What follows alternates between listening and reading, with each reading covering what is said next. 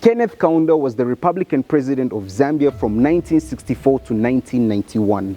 His rule had successes but was not short of challenges, both locally and internationally. From UDI of Rhodesia, to the night without a president, to the scary lunch and dinner notes from invisible Adamson Mushala. Maybe it was the navigating through the corridors of the IMF, or perhaps the oil crisis by OPEC. Maybe it was the deviation from Christian devotion to embracing foreign gods. Nevertheless, Kaunda remains a hero in Zambia. Let's look at his rule. On the eve of independence in 1964, Kenneth Kaunda dedicated Zambia to God. November 11, 1965, Rhodesia declares UDI. Rhodesia's Prime Minister Ian Smith unilaterally declares independence from Britain. For Zambia, UDI was more than a political crisis, it was a moral affront. Kenneth Kaunda, deeply committed to Pan-Africanism and Christian values, condemned the move as a betrayal of African freedom and dignity. Zambia immediately backed international sanctions and began severing economic ties with Rhodesia. The UDI triggered a cascade of challenges. Transport crisis. Zambia relied heavily on Rhodesian railways and ports for copper exports. After UDI, access was restricted, forcing Zambia to seek alternatives like the Tazara Railway linking Zambia and Tanzania. 1968, a night without a president. In a tense, unique meeting, tribal divisions erupted. Kenneth Kaunda, delusioned by the infighting, resigned abruptly, leaving Zambia without a president for nearly 12 hours.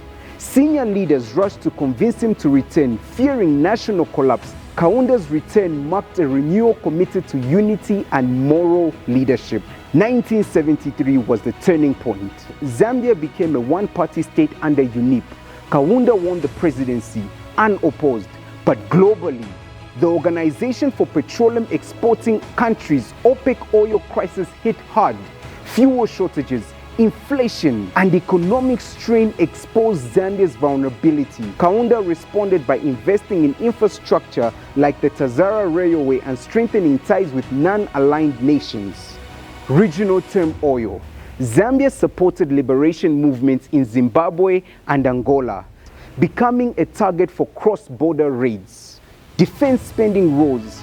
Kaunda's leadership was tested by external and internal pressures. 1980s, economic collapse and spiritual drift from Christian ideologies. Copper prices fell, debt soared, Kaunda's social model faltered. Zambia turned to the IMF, triggering painful reforms. Currency devaluation, subsidy cuts, and privatization. Public unrest followed, with statements such as Satana Ali Panse referring to the structural adjustment program by the IMF. Spiritual shift. As economic hardships deepened, Kaunda's government embraced Eastern philosophies and non-Christian rituals. Evangelical leaders warned Zambia had strayed from its divine covenant.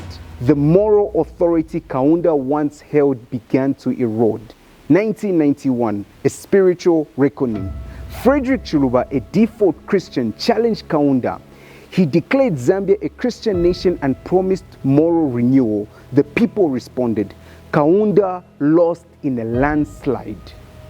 Ending 27 years of rule. History records 27, I record 30 years, but that's a topic for another day. Legacy.